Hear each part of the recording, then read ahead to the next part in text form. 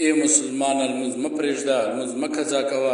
څوک چې 5 وخته د لمانځه اهتمام وکړي، یعنې 5 وخته لمونځ کوي، قسم په رب العالمین د ده به په اولاد کې برکت وي، د ده به په مال کې برکت وي، د ده به په عمر کې برکت وي.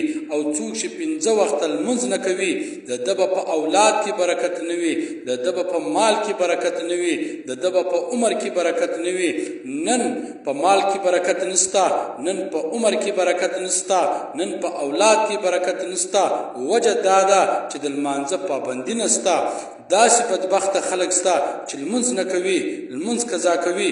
لمونځ فرض ده، یاد ساته، لمونځ قرض ده. د دې لمانځه پوښتنه به الله درڅخه کوي. رسول الله صلی الله علیه وسلم فرمایي لمونځ مه پرېږدئ، لمونځ مه پرېږدئ. لمونځ ما د سترګو یخوالی ده، لمونځ د جنت کنجي ده. په ورځ د قیامت به اول حساب کتاب د لمانځه څخه شروع کېږي.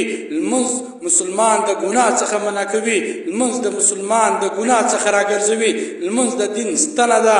باید موږ او تاسې 5 وخته لمونځ وکړو او په ښه طریقه سره دا لمونځ ادا کو او په ښه طریقه سره لمونځ وکړو. نو ای زما عزتمنو ورونو، ای مسلمانانو، لمونځ مه پرېږدئ، لمونځ مه قضا کوئ. څوک چې لمونځ قضا کوي، دغه به په عمر کې برکت نه وي، په دنیا کې به برکت نه وي، په زندگی کې به برکت نه وي، په اولاد کې به برکت نه وي.